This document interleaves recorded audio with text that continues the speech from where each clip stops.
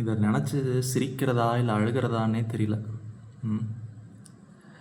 தமிழ்நாட்டுடைய சிஎம் விஜய் வந்து first time டெல்லிக்கு போகிறாரு பிரைம் மினிஸ்டரை பார்க்குறதுக்கு.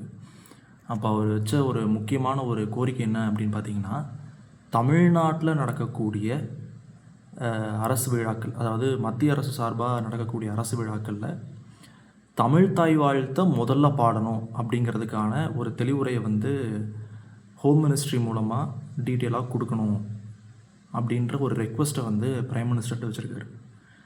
யோசிச்சு பாருங்கள், தமிழ்நாட்டில் தமிழ் தாய் வாழ்த்தை முதல்ல பாடுறதுக்கு ஒரு தமிழ்நாட்டினுடைய முதலமைச்சர் வந்து இந்தியாவுடைய பிரதமர்கிட்ட போய் சொல்கிற அளவுக்கு அந்த இடத்துல தான் நம்ம வந்து இருக்கோம். இன்றைக்கி தமிழ்நாட்டை மட்டும் சொல்லலை, இந்தியாவில் இருக்கக்கூடிய எல்லா மாநிலங்களுக்கும் சேர்த்து தான் நான் சொல்கிறேன்.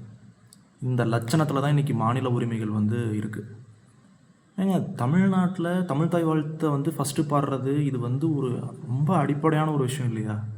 இதுக்கு வந்து முதன்மை அமைச்சர் வந்து இந்திய ஒன்றிய பிரதமர்கிட்ட போய் அதை ரெக்வஸ்ட் பண்ணுற அளவுக்கு அது வந்து அவ்வளோ பெரிய ஒரு விஷயமா இருக்குது. அதாவது யோசிச்சு பாருங்கள், தமிழ்நாட்டுக்கு வந்து இப்போ அதிகமான நிதி வந்து நீங்கள் ஒதுக்கணும், இல்லை சிறப்பு திட்டங்கள் வந்து கொடுக்கணும், இல்லை சிறப்பு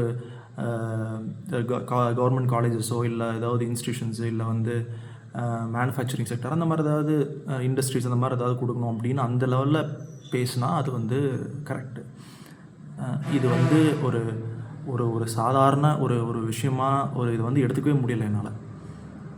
தமிழ்த்தாய் வாழ்த்து பாடல் ஒரு ஒரு பாடல், ஒரு தமிழர்களினுடைய உணர்வு, ஒரு மாநிலத்தினுடைய ஒரு மொழி வழி இனங்களினுடைய அந்த உணர்வை வந்து பிரதிபலிக்கிறதுக்கு இவ்வளோ தூரம் அதை எடுத்துகிட்டு போகணுமா?